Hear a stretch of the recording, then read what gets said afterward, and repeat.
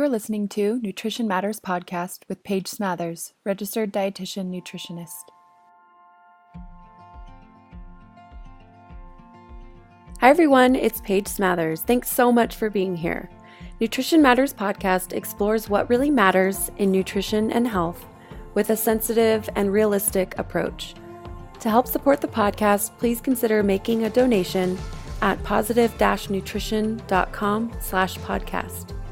If you find this episode interesting, engaging, or helpful in your life, please consider donating, sharing with friends and family, and leaving a review on iTunes, Stitcher, Google Play, whatever podcast app you use to listen to this podcast.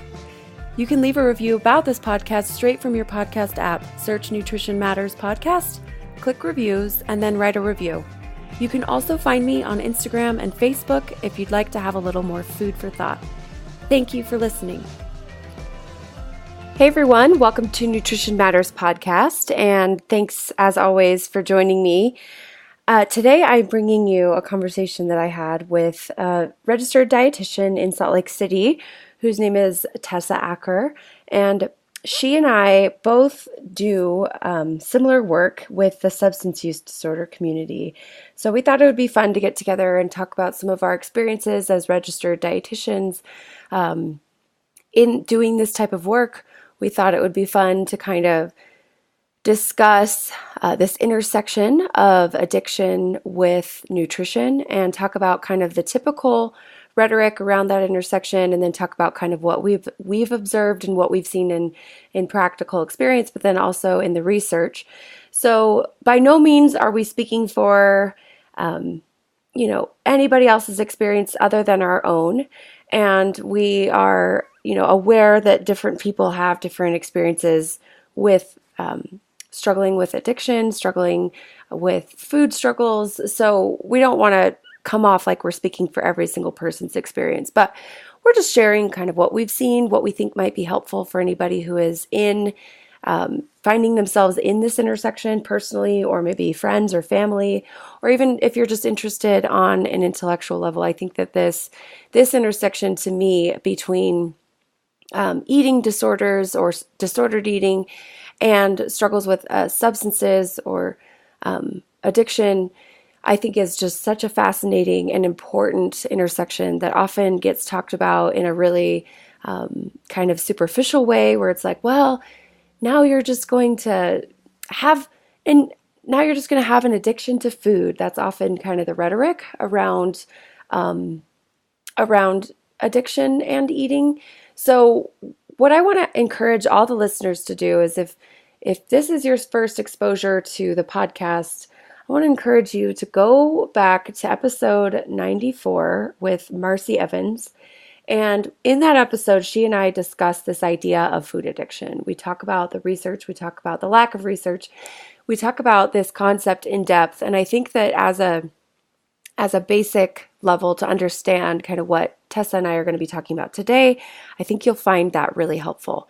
So go ahead and just pause this episode if you haven't listened to that one. Go back to episode 94 and then come back to this one. So this topic of addiction and nutrition, I think, is super fascinating, super important. And again, Tessa and I are just sharing our experiences as people who work in this setting. So she and I both, we'll talk about this during the episode, but she and I both have contracts with treatment centers, and we go in and teach.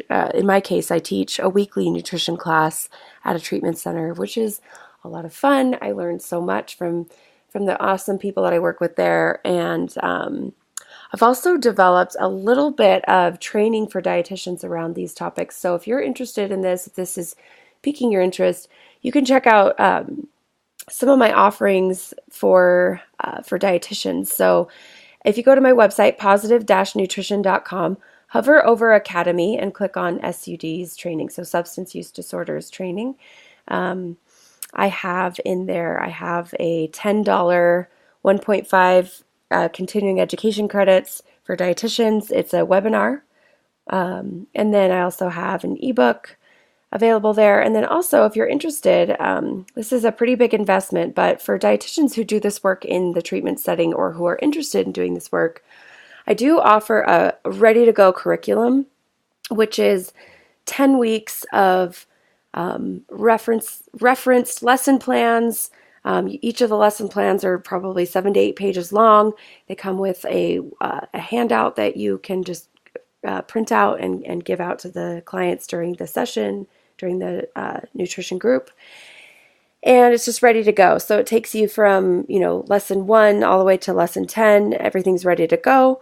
It's completely evidence-based. It's grounded in the principles of health at every size and intuitive eating. It's grounded in that compassionate care model. And so if you're interested in that, you can also check that out. Again, it's an investment because it's intended to be something that can make you anywhere from $800 to $1,500 a month as a private practice registered dietitian. It also comes with marketing tools that you can use to explain why this service is of value for a treatment center. And then also, if you are someone listening who represents a treatment center, I've also had people approach me to purchase this curriculum for the treatment center, and then you hire your own dietitian, or I help you find a dietitian who is qualified to teach this stuff. That's also a way that this could work. So anyway, if you're interested in that, that's positive-nutrition.com/curriculum. Okay. So thanks so much for joining me for this episode. A couple quick announcements as well, beyond just the trainings and offerings in this vein. As always, I like to make sure everybody knows about the Facebook group. So if you're interested in joining the Facebook group for the podcast, that's Nutrition Matters Podcast Community on Facebook. Also, join me on Instagram. My handle is Paige Smathers RD. I share a lot there. That's kind of where I'm most active. I do stories where I answer questions. I try to post on a regular basis things that I think will be helpful, things that come up a lot in nutrition therapy sessions. So join me over there. And then also, I just want to challenge each of you, if you feel that you can, I would love it if you took some time to share your favorite episode with someone. It really helps the podcast continue to reach people and continue to grow when you take the time to share or leave a review. So thank you to all of those of you who do that. And I'm just encouraging everybody else to also take some time to share. It just really helps me. It helps the podcast. It helps my energy levels feel like, this is worth it, and we're continuing to reach people. So thanks so much for your efforts and for your support and for your kindness. It all means a ton to me. So with that, let's get in with talking to Tessa Acker, who again is a registered dietitian in Salt Lake City, and she's going to explain her program and what she represents, and then we'll share with you our conversation we had all about substance use disorders and nutrition. Enjoy. Hi, Tessa. Welcome to Nutrition Matters Podcast. Thank you so much, Paige. I'm so glad to be here. Me too. So for you listeners, this is one of those live podcast recordings. It's super fun. So Tessa's here with me in my office in Salt Lake, and we're just so excited to dive into a topic both of us are really passionate about, and many of you have reached out wanting this topic to be explored on the podcast. So I'm excited. This has been a long time coming. So thanks for being here. Absolutely. I'm very excited as well. So take a minute, Tessa, and just talk about who you are and what you do, and I'll probably ask some questions along the way. Awesome. Thank you. I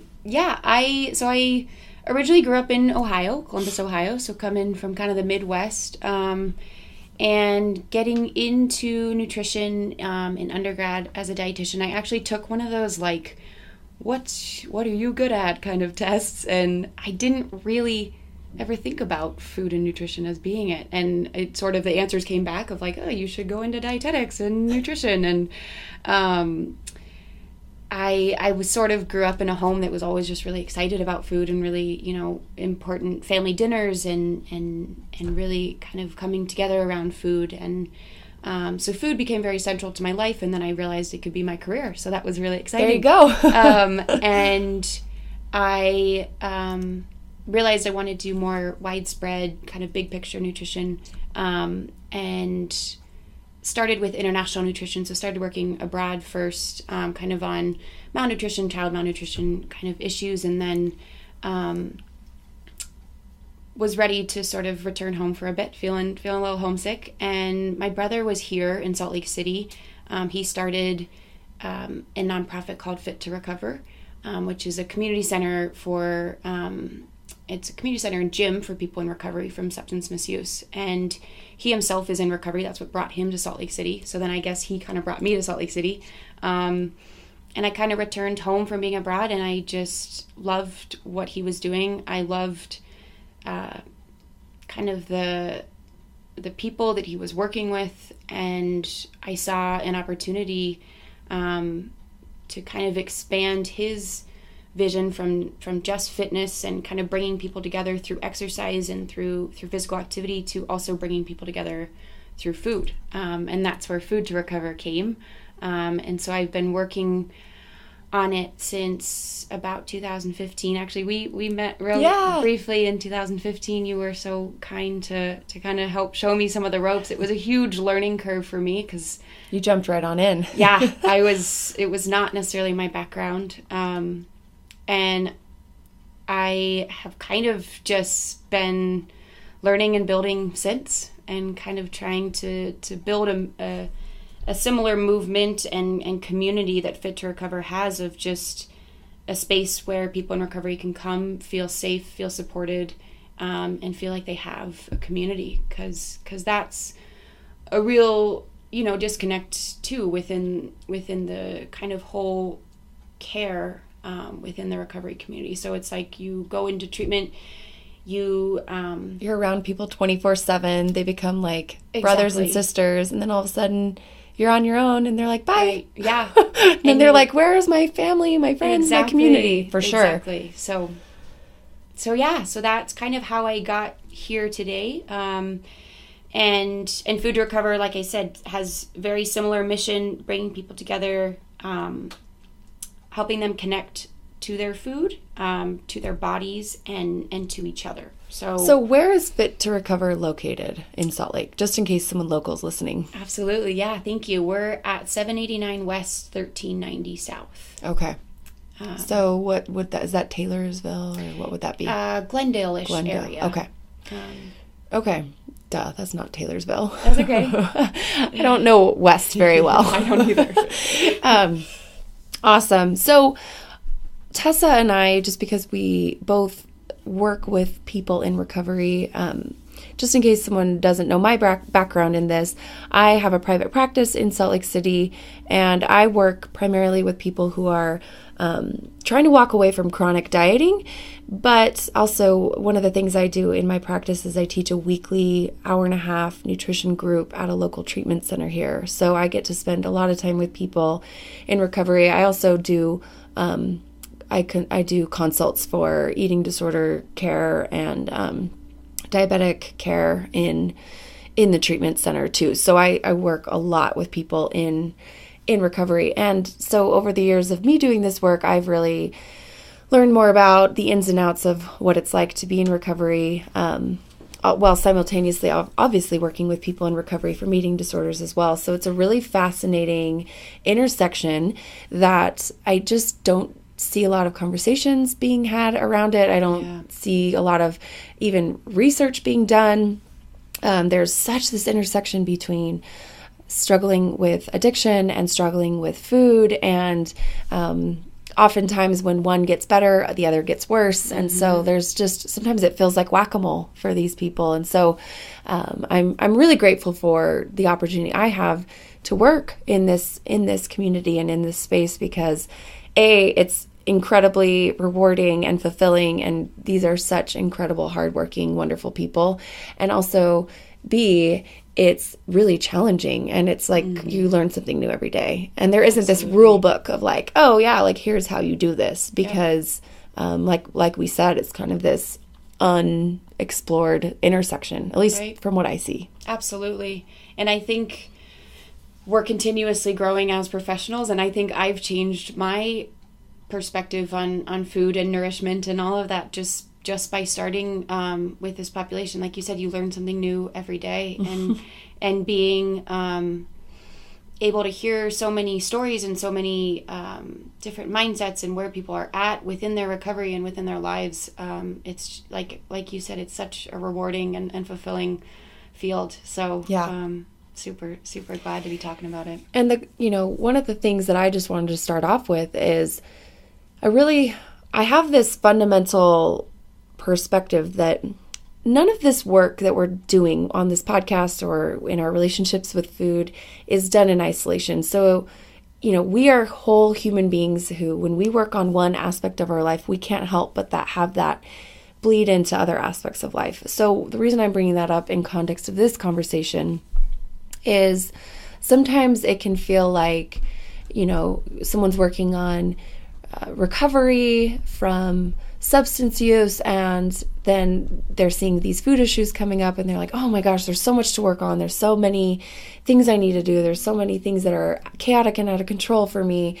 And I want to just like put people at ease to recognize that like this stuff we're talking about with food is so much in line with the stuff we talk about in recovery, like from substance use. The word recovery, we'll be using the word recovery today, and we mean it in terms of substances, not in terms of eating disorders, even though I might use that word in different ways in different podcast episodes. So in other words, if you're working on, obviously there's distinctions and nuances between the two things, between working on your struggles with addiction, struggles with food, but at the same time, like those skills are transferable and you're a whole human being. Everything connects. And so don't feel like you have this huge thing and this huge thing and this huge thing to work on. Like they're all coming together, and Absolutely. they're not contradicting each other. And if they are, then we probably need to talk about that, because maybe something's wrong one way or another. Does that make sense? Absolutely. So just as a groundwork, I think it's important for people to recognize, like, Tessa and I both want you to know, like, we don't necessarily want to be speaking for the recovery community. We want to be really sensitive to just more talk about our experience of being in this, doing this work and working with these folks. We don't want to speak for every single person. We recognize that we might be speaking in generalities, but different people have different stories, have different experiences and histories. Some people struggle significantly with food in recovery. Some people have like zero issues, and it's totally fine. And so while we will be speaking in generalities, we recognize that individuals may differ here. Absolutely. And also just wanting to say, like, we're going to be speaking from our experiences on the helping side, even though we recognize that we don't have all the knowledge of what it's like to be on the other side too. So is there anything else you want to say in the beginning to kind of set the stage and make sure we're being responsible? And just that we both are dietitians. We're not addiction specialists. We're not addiction therapists. We have done our best to try and understand addiction, and I think a lot of the world is still doing their best to try and understand it. It's still very kind of open to more research coming in, and yeah, I'm like Paige said, we are both speaking from what we've experienced. Me growing up with my brother as someone in recovery, I've watched his journey quite a bit, so a lot of what I learn and what I say is through him and through the stories that I hear at Fit to Recover. Perfect. Okay, so let's take a minute and talk about what are your just overall kind of big picture generalizations. What do you see people's experiences being like in recovery when it comes to food? What is it like? The whole recovery process, a lot of the work that is done during recovery and a lot of the insights and a lot of the reflection and sort of really tough personal work that is done can really be applied to food and nutrition. And I think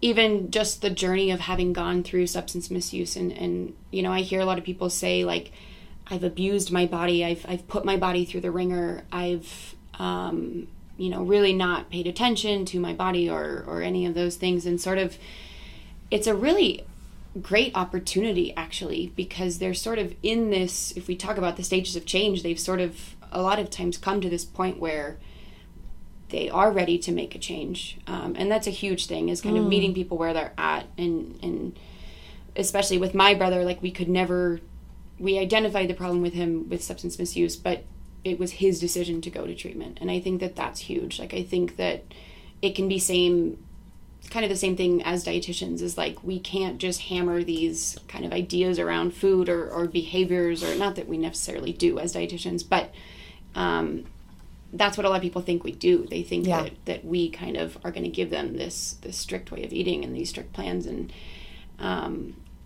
so I think kind of this idea of them coming to this point where they're ready for change, and then ready to then reconnect with their bodies and with certain aspects of life that they weren't necessarily connected with before. And so food, in that sense of this new kind of wave of self-love, and again, not everyone is lacking self-love, but food can be a way to kind of show that and deliver that to yourself. And for sure. And so that's where a lot of Food to Recover comes in, of like, let's all come together, let's cook together, let's enjoy this meal together, and let's kind of really be sort of hopefully excited and kind of joyful about this food, instead of kind of scared and unsure, suspicious, and and scared of it. So that's really good point. I see a lot of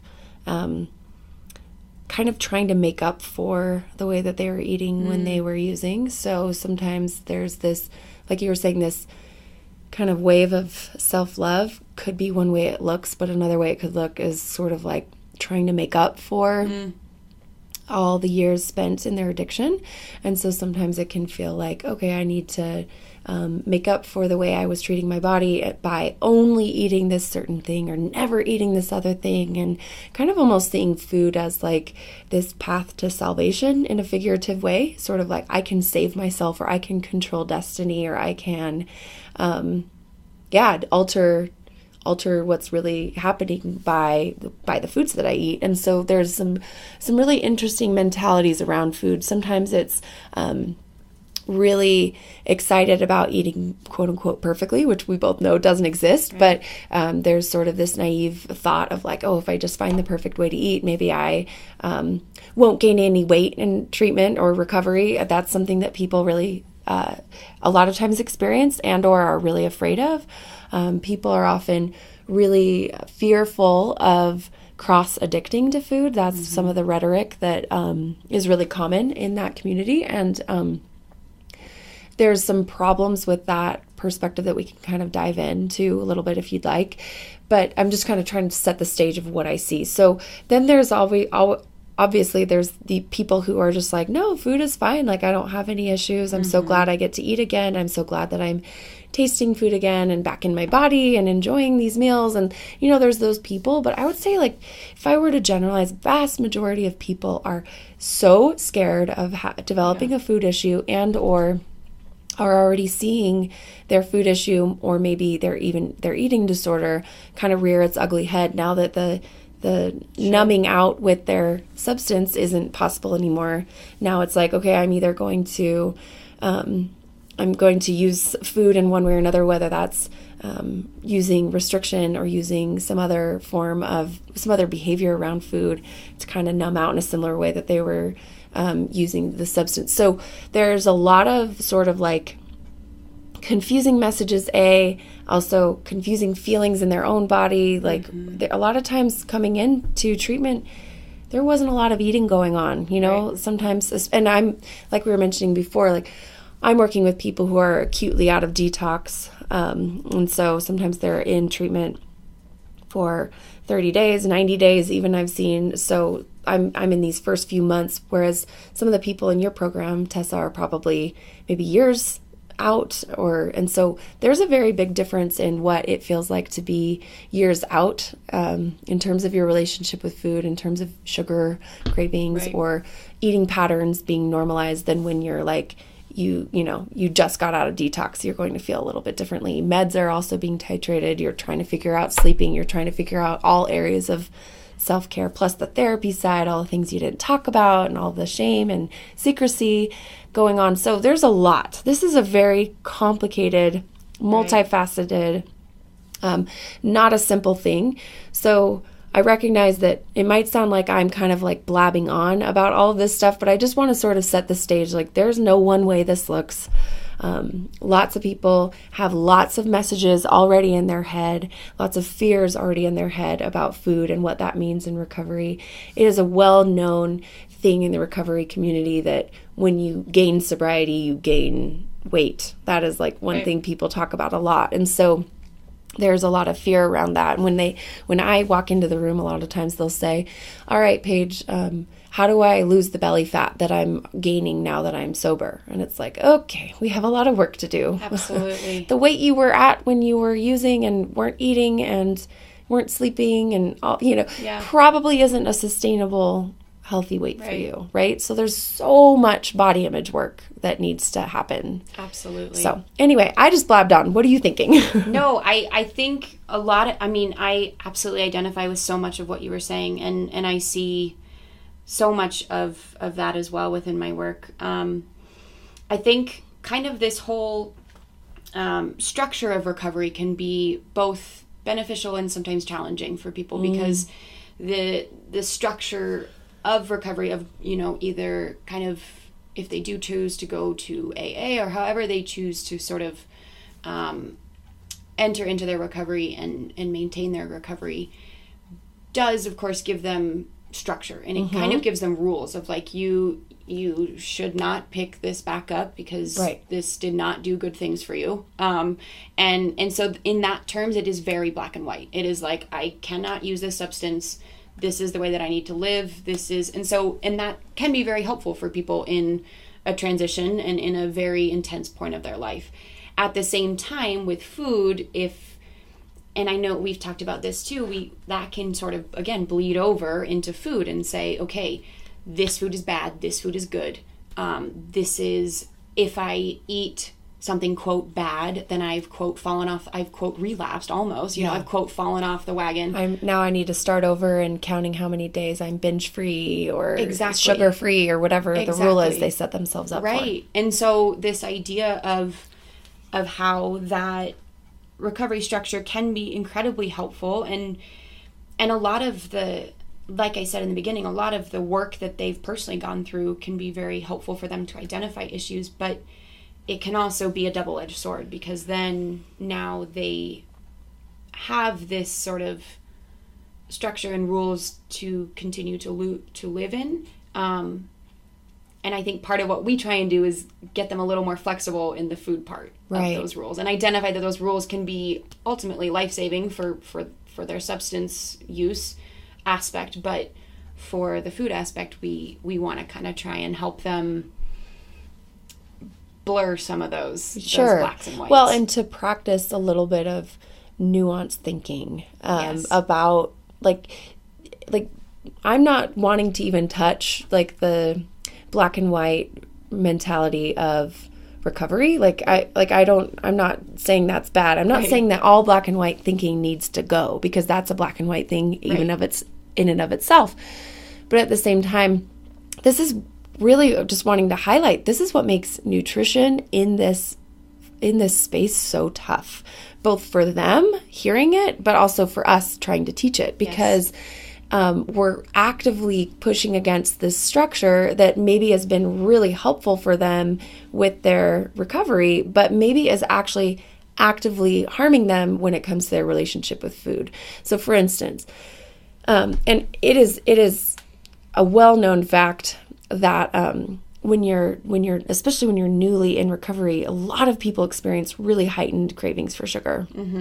And I've asked so many people through the years, probably hundreds of people, what their experience has been like. And some people will say nothing, no different, totally normal, no cravings, pretty normal when it comes to food. Other people will just say it is through the roof. I want candy all day, every day. So again, this is probably a spectrum and a range. But if I were to generalize, a lot of people experience that.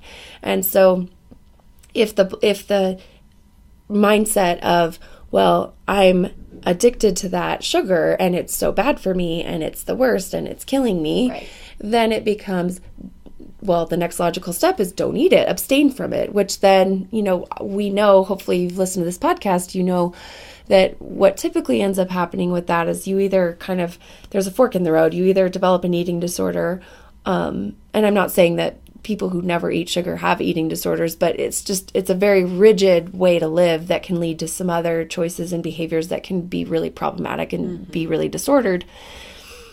Or, and this is the way more likely path, the forbidden fruit aspect of never eating sugar just makes it so that your brain wants it even more. Right. It's feeling deprived, it's feeling restricted. And the mindset of someone who's struggled with addiction tends to be, well, screw it, I'm the worst ever. Like, I already ate one piece of sugar or candy. I might as well just eat this whole bag because I'm a loser and I'm the worst and no one will love me and blah, blah, blah. Like, there's a lot of catastrophic thinking and just kind of like all or nothing. So our job in this space is to just say, like, look, there's a big difference between, you know, a handful of Swedish fish and the entire bag. Like, there's a big difference. And so, like, let's talk about that. And let's talk about how, like, sugar maybe is exactly what you need, especially in the early parts of recovery, because your brain actually probably needs that. What else can you eat too? Yeah. Like, right? Yeah, absolutely. And I think kind of similar to what we were both saying is, like, this structure can lend itself to be difficult in some aspects, but also helpful in others. So, like, the underlying foundation of recovery in terms of balance, gratitude, honesty, willingness, being open-minded, those are some of, like, the foundations of recovery for, I mean, that's especially, again, I don't want to get too dogmatic, but within the AA realm.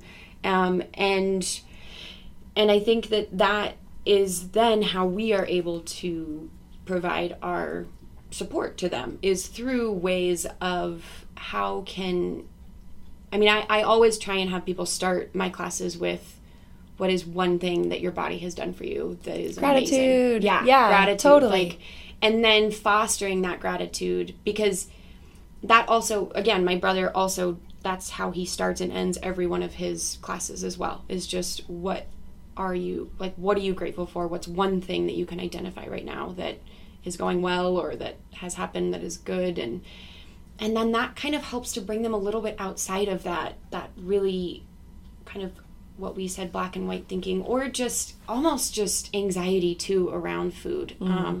If you can view it more in terms of, man, look at how much my body is doing, and look at my heartbeat, look at my lungs, look at my, my legs, and look at how cool that is, that food is nourishing all of that. And that food is becoming,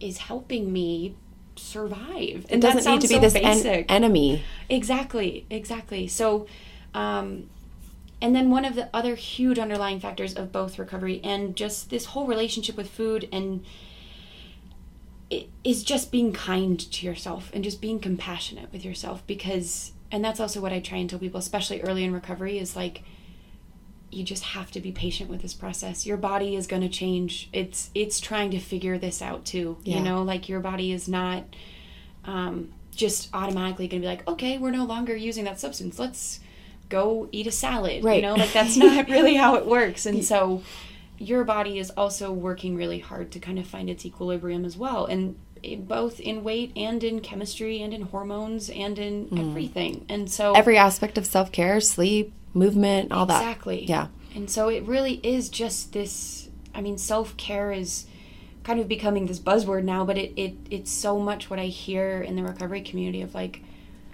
that's also something we end with, is what's something you're going to do for yourself today? Like, what's one way that you're going to take care of yourself? Because it's, like I said, it's a transition. It's an everyday thing that you have to deal with. And it's just a lot of patience and kindness. I Totally. think. And that's hard, because a lot of times what gets you into some of these struggles, if I'm generalizing, is like a lot of not kindness toward yourself, a lot of telling yourself that you're completely worthless. And a lot of times, this is many years of that type of thinking, and or many decades. And so it's a lot of rewiring not only how you talk to yourself, but even how your brain like sees the world. And so again, like you were saying, you sit your clients down and just say, look, this is a process. You have to be patient. Right. It's just so true on like a very physical level, like psychological level, nutritionally, medication wise, lifestyle wise. Like this is just a big process. Absolutely. And the best chance you have of continuing to move forward and making progress and feeling good about life is if you're continuing to be kind to yourself. Right. If it turns into self-loathing or anger, it's just a whole lot harder to keep moving forward. Yep. So even though it's hard, it's actually effective to be kind. Like it's not just like rainbows and butterflies for fun. It's actually like really what works. Right. Yeah. So there is a real significant fear of weight gain in recovery. It's something that people talk about a lot. It's people often are, at least in my treatment center, like kind of like nervous about what each other are eating, and there's sort of this like semi-competitive stuff that can kind of happen around food. How do you guys manage that, being a place where people can meet and there's community, but there's also this physical fitness element plus food element? Like, how do you help people find that balance where it's not this competitive thing, or it's not this like disordered, like, frankly? Yeah. How do you help people find that balance and not turn, now I'm just exercising tons of hours per day instead of using, or, Right. How do we do that? That's a really good question. I think from a very sort of logistical aspect, and the way that we run Fit to Recover and Food to Recover is just setting very strict culture boundaries of like, this is the culture of the place. I mean, there's no mirrors, we usually do things in the fitness aspect, it's time rather than reps. So like, if you can't do a rep, then you don't feel really bad, Yeah. like and there's no focus on weight. It's all focus on give your neighbor a high five, encourage your neighbor. Like it's all, again, kind of back to that community. Well, and it's really, that's what it's about. Like, Exactly. We're all sweating together, but in the end, what this is like, I know that if I'm having a hard day, I can call my friend from my workout class I was just at, because we just exchanged phone numbers, and we can hang out, or I can talk with them, or I can have someone to like go to dinner with, right? Yes. Like, it's Yes. like we're exercising and we're eating, but really it's about like this fundamental human need we all have to feel understood, to feel like there's people around you who get you and who love you and accept you. Like, that's huge. Exactly. And I think one of the other big things I try and do in my cooking classes is like not discriminate any foods. So like, and that's where I think that both dietitians and even friends can either reinforce or they can break kind of that idea around food. And so whenever, we kind of cook these big meals together, and there's always a sweet, even though like supposedly like, like there's like kind of, and people, I see them kind of cringe and be like, are we really going to make that? And it's like, yeah, we are. That's It's part of life, man. right. Cake is part of life. That's yummy. That Yeah. tastes good. That we enjoy making it together. And also, like, so I think people underestimate how important it is to like enjoy something like that, where on this very like primal psychological level, you're able to be like, oh, I'm not restricted. I Right. do get to enjoy that food, and I can walk through the world feeling really like confident and secure that like I'm not being deprived. Right. At least with food. Like, it can probably feel like that with other areas, especially when you're in recovery. Maybe you do need to deprive yourself of this or that. And that's what's so tricky about this. Yes. Like you said, that structure's helpful in so many ways, but hard in others. And so this is so tricky mentally to navigate all of this. It is. And you do see people who, like, if we have sort of, we don't like to call them challenges in the gym, but like kind of this group thing that we can do together. So how many kettlebell swings can you do? And you do see people kind of jump on that and really go for it hard. Yes, of course they do.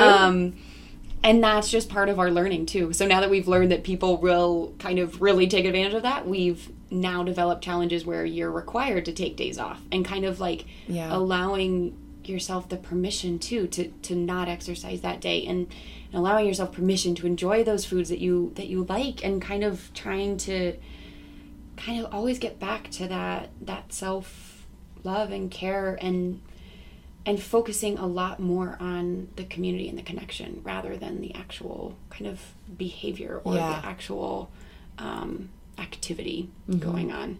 Yeah. So the fear of weight gain is real. Would you? Oh, absolutely. That's also one of the biggest things that I hear. And there's also on the other side of it, I definitely want to like nod to this, that there is definitely the other side of the spectrum where someone drastically lost weight and they're not happy with the way that their body looked during while they were using, and they're really excited about recovery because they're excited to gain weight and they're excited to gain muscle, and they're wanting the dietitian to teach them, the exact perfect way to eat in order to achieve that, monumental task of you're a boy and you're 18 and like it's just not going to happen. I see that too. So I don't want people to feel like this is all about like this fear of weight gain. I would just say that's most common, but there is typically some form of like body dissatisfaction. And often I've also seen like sometimes it seems like people actually got into the spaces they were in with their addiction kind of due to like just wanting to find some method for weight loss, and that's like a tricky thing to even say on this podcast. I don't want to like quote give anyone ideas or whatever. I think we all probably know like certain drugs are going to be more likely to lead to weight loss than others, but that can be such a pull back to the addiction, is like, well, when I was using, I looked like that and everyone gave me all these compliments and all the, I got all this attention, and now that I'm sober, everyone's asking me if I'm healthy because I, have gained weight or whatever. This is part of what is so tough about going through this process. So I guess my question to you would be, what do you think works for people shifting that mindset from like, I must lose weight or I must gain weight or I must, like, my body, now that I'm not using, like, I need to obsess about the way my body looks.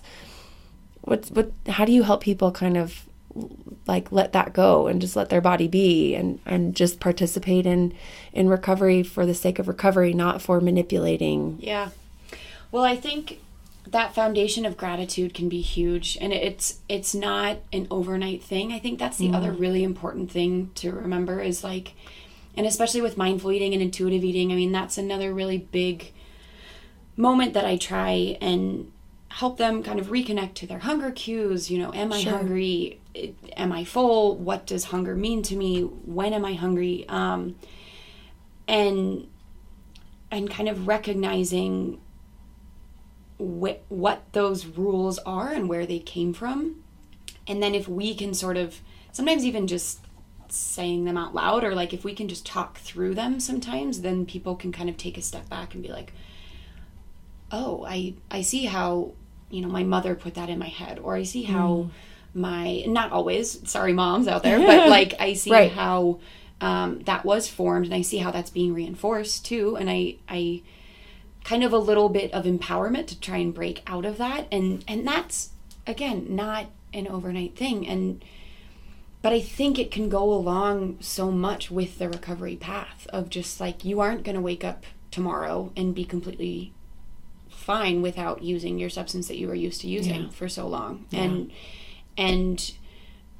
So again, kind of those foundations of recovery can be so incredibly helpful for the diet mentality as well, and for the food aspect of it all. And I think one last thing that I've seen to be especially effective, we have an all women's group also at Fit to Recover that meets together, and just kind of having that specific, and not that it only happens to women, because I have definitely talked to men a lot about body dysmorphia too, and the issues there, but women can support women in it, and I think they can support each other in identifying where a lot of those voices are wrong, and again provide that support and empowerment for them to see past that, and to kind of continue that connection.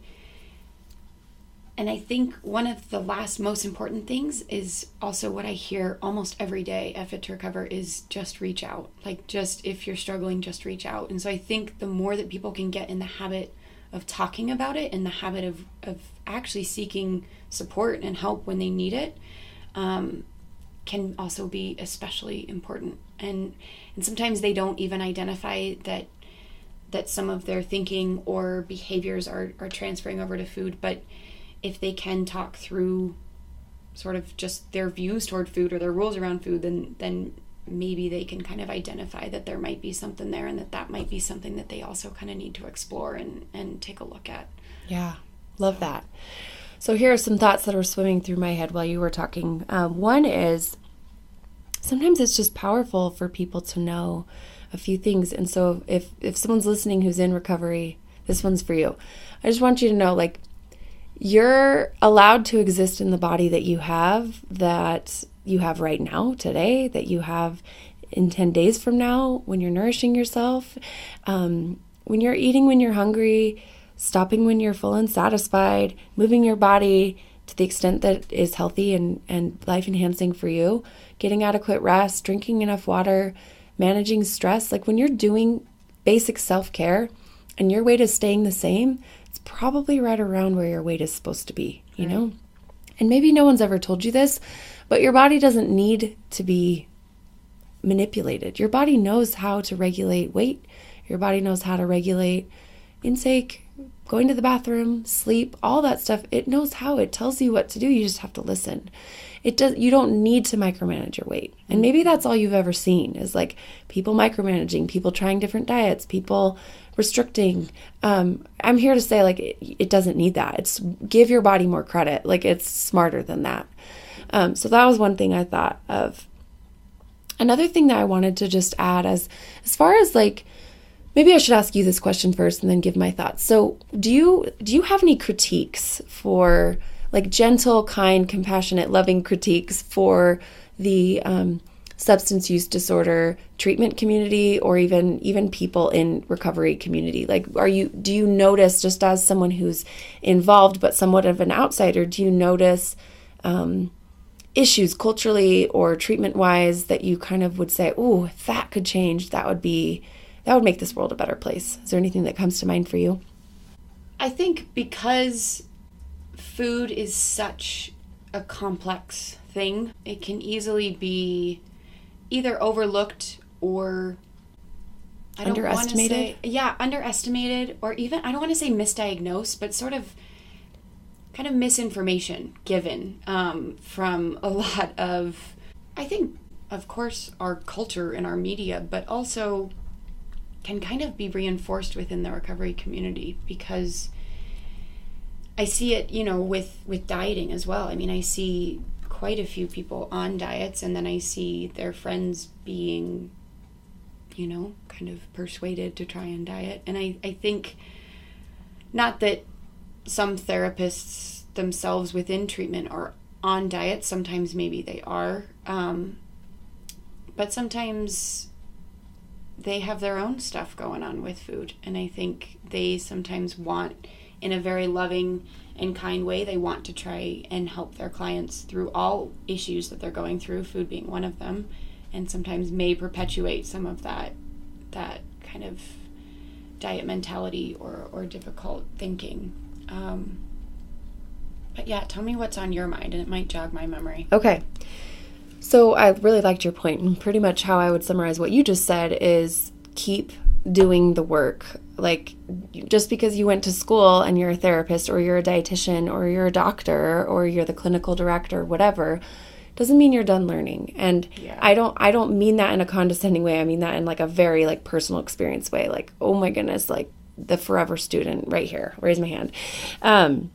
But we have to keep assessing where we might have bias, or where we might be attaching unfair assumptions onto someone. And so I think if you're ever feeling like really comfortable with like the work you're doing and like, yeah, I'm smooth sailing, like I'm good, like maybe just check that a little bit, because this work is complex.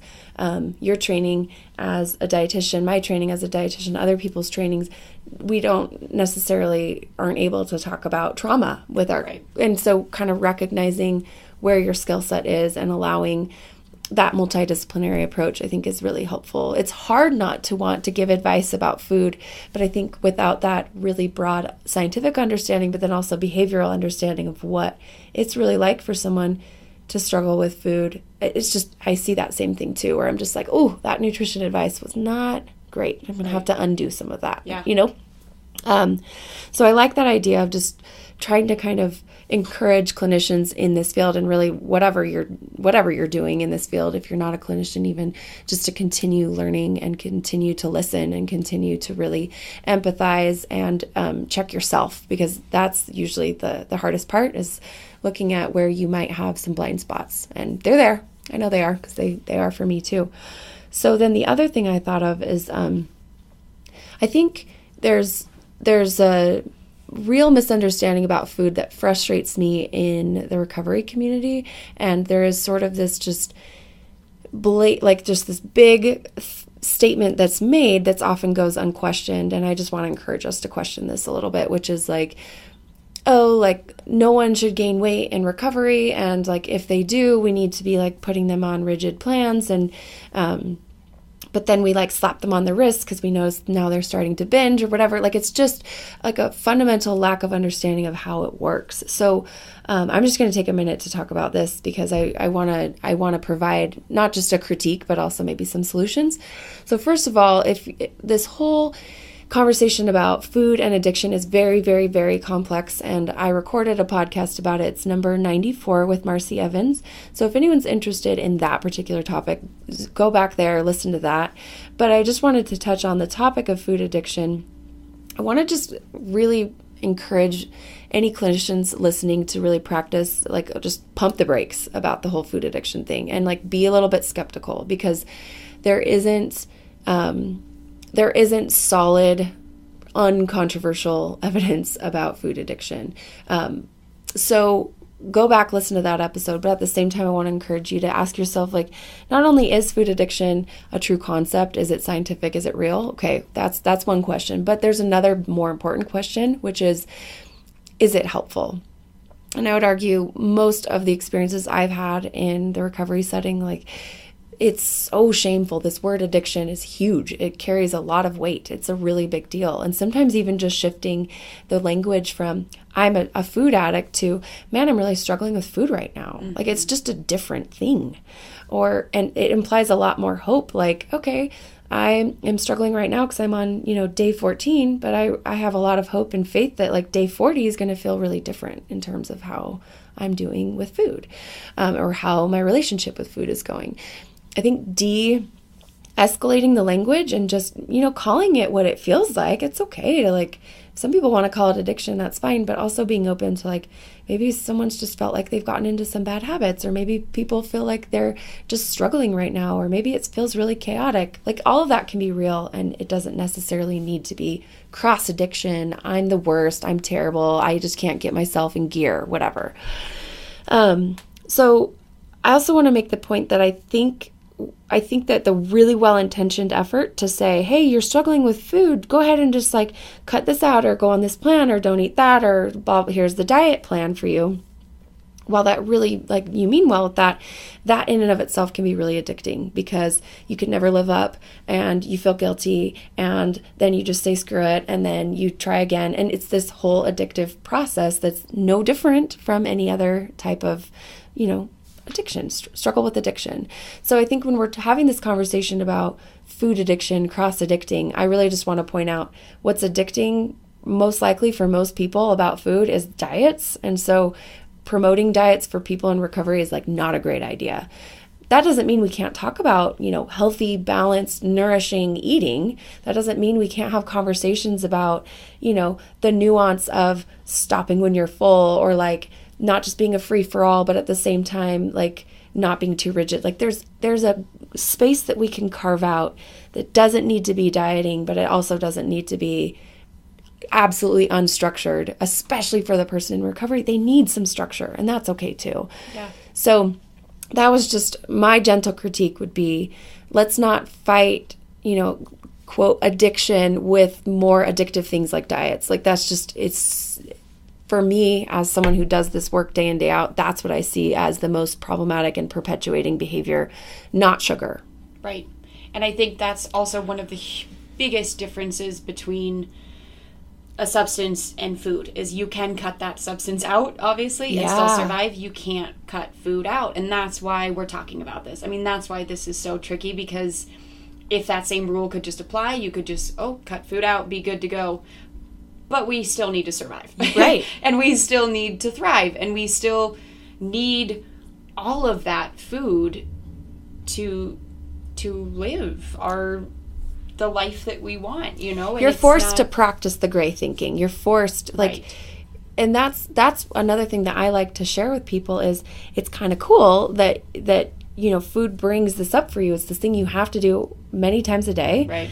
And you're forced to kind of grapple with it. And so it can teach you skills in that realm with food that then can transfer into your process of recovery, and you're maturing through, the white knuckling and the detox into really settling into this peaceful, great, fulfilled life that's probably a lot more nuanced even in that place than in the beginning too, in terms of how, not that you say, now it's fine to go use, but at the same time, there's some nuanced thinking that kind of weaves its way even into your approach to sobriety. Yes, absolutely. So what else do you want to mention? I feel like we kind of hopefully talked a little bit about what it's like for folks in recovery, what the struggles are in terms of body image and food. What are some of the things we try to do to try to help some flexibility, to help weave in some kindness and some gentleness and even some science? Because sometimes even knowing, that carbs aren't bad, and some of the science behind some of the crazy stuff people hear about diets, that can be also helpful on a logical level for people. And then we moved into kind of talking about some of the gentle critiques we maybe have for treatment communities and recovery communities, just kind of maybe how we could do even better with when it comes to food and bodies. What else am I missing in terms of what we want to say, what we want people to know? What are some take-home messages we want people to have? I think, and we kind of talked about this briefly before, but just the idea of not overcomplicating it. I mean, that is maybe not fair to say because it's very complicated, but just the simple act of feeding yourself regularly can be very, very effective. And I mean, there's this whole even within, again, I don't mean to keep going back to AA, but it can be helpful for some people to relate to, the HALT. Have you heard, hunger, anger, loneliness, tired? And hunger is one of those. Can be kind of this sort of risk of relapse. And so paying attention to how often you're nourishing yourself and just trying to stay with enough energy and enough nourishment within you, I think can be incredibly helpful. Trying to get yourself, again, that habit and that structure of feeding yourself regularly when you are hungry, and trying not to get to too low of a place with nourishment where you're feeling hangry. Yeah. I call it, everyone calls it that, but that I think can be a real thing. And I think the emotional roller coaster behind that as well can be kind of dangerous for this population. So trying to really stay in tune with how often you're nourishing and nourishing with foods that will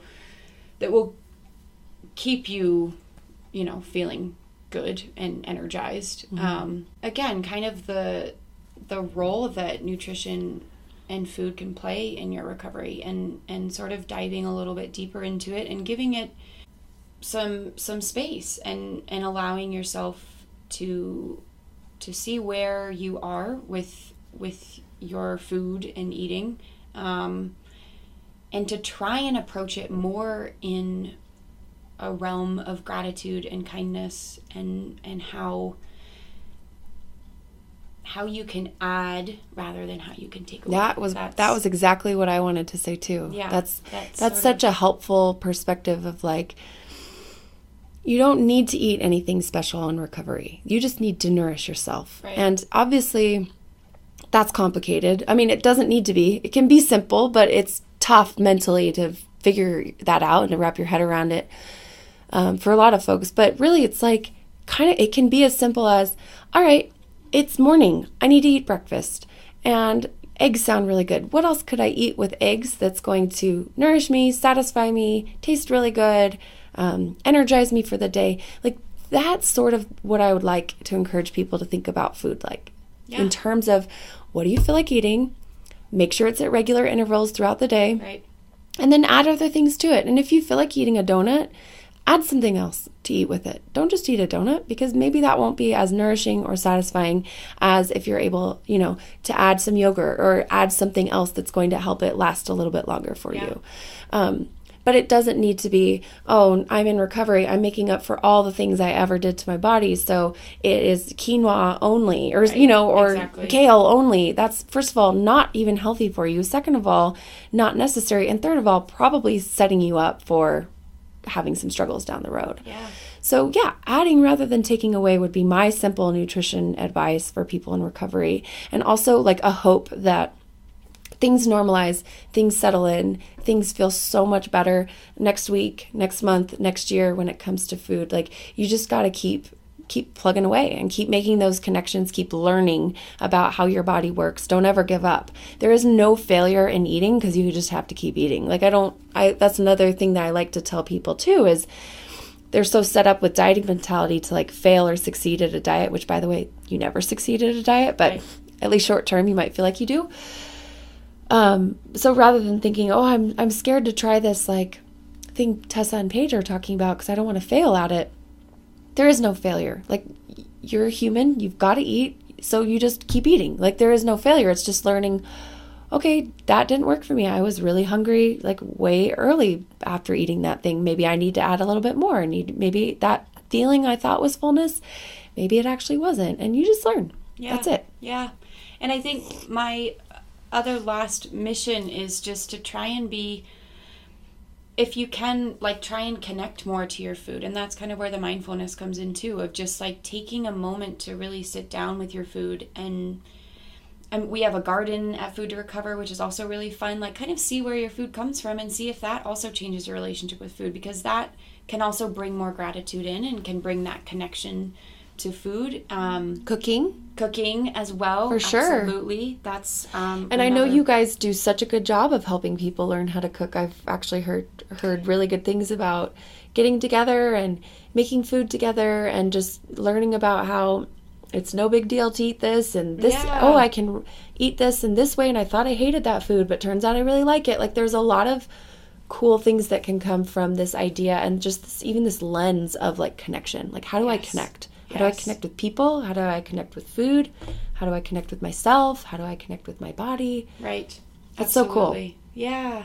And this idea of empowerment too, of like, I can cook my own food. I can make my own nutrition choices. I don't need to listen to the latest fad diet or, my friend who's in this diet currently, or kind of that also, like, knowledge is power, and like kind of feeling confident in your own choices. And if you're feeling the skills, if you are cooking and preparing and understanding how to shop for your food and things like that, maybe just like kind of understanding some of those basics, and then you can feel more comfortable too in carrying those out. So for sure. And I think the other great thing about food, like we were saying, it's not by itself, it's not isolated, is when you nurture yourself through food, meaning you just every few hours throughout your day, you take some time to put food on a plate and sit down and eat it. Like, that is like on this very like primal level just feels good to know. Yes. I'm honoring myself. Like, I'm taking good care of myself. And when you're doing that with food, it's easier to do that with relationships or with, things that seem like a way bigger deal than food. Because come on, like food is, it's great, but it's not everything. Right. And if you get good at this with food, you can get good at this in other parts of life that matter a lot to you. And for people in recovery, it's probably a lot of it. What matters is the recovery side of things. But also, like anyone else listening, this stuff is not done in isolation. Like you get better at compassion with your body and kindness to yourself and connection with how you're feeling with food.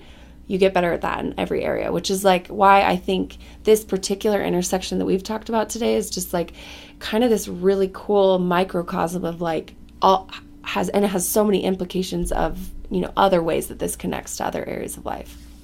Absolutely. Yeah, absolutely. And I guess just the final thought is the main theme that we've continued to talk about, which is just finding a community and finding a place where you feel safe. And I think for not only food, but just for your, like you said, your primal desire for human connection, I think that can also bleed out into so many different areas of your life if you just have those people beside you. Yeah. And I think that's how we all get through difficult transitional times together. I need Fit to Recover. Yeah, we'd love for you guys to come check us out. All right, so how do people find your program and what are the rules for being a part of it, just if anyone's local and interested? Yeah, if you guys are local, we would love for you guys to come check us out. Like I said, we're at 789 West 1390 South. You can see our schedule on our website, fit2recover.org. And our calendar's kind of right there on the homepage. We have at least 4 or sometimes 5 fitness classes a day. From the nutrition side, we have community meal preps on Monday nights and Tuesday nights. So you'll be asked to bring a couple ingredients. We all come together as a community. We cook a bunch of food. We work together. It's a fun time. It's really fun. I've never been, but I've heard it's fun. It's really fun. And then you get to take it home. So you have prepped food for yourself in the fridge. Take one less stress off your mind for the week. And we also have guest chefs every month. So if you're excited about learning more about food, about their tricks and trade, we also have that. And we have also a community service branch. So if service is one thing that helps in your recovery and giving back, look for our monthly community service as well. And so can anyone just drop in? Yep, absolutely. You can drop in. We have a monthly membership. We keep it very affordable, but it's free your first time. It's a $5 drop-in after that. And what am I missing? We just require 24 hours of sobriety, and that you are willing to show up to a non-judgmental and safe space. Right, the cultural expectations and boundaries are met. Yeah. Exactly. So. Well, thank you for what you do, Tessa, and your brother. What's his name? Ian. Tessa and Ian. That's just, I love your program. I've heard great stuff about it, and it's meeting such an important need in the community. And like we said earlier, the way I see it is like, yeah, you cook together, and yeah, you do service together, and like, yeah, you like move your bodies together, and all that's super cool and meaningful in and of itself. But it's this bigger picture of like bringing people together and helping them connect and helping them not feel alone and feel loved and understood. Like that's such an important thing for anyone, but especially in recovery. Yeah, and thank you so much for this opportunity and for all the work that you do, because you're thanks an inspiration. Thank you. Well, I sincerely hope you've enjoyed this conversation. If you haven't already, please go ahead and leave a review on iTunes. Thanks again so much for listening, and we'll see you soon for another episode.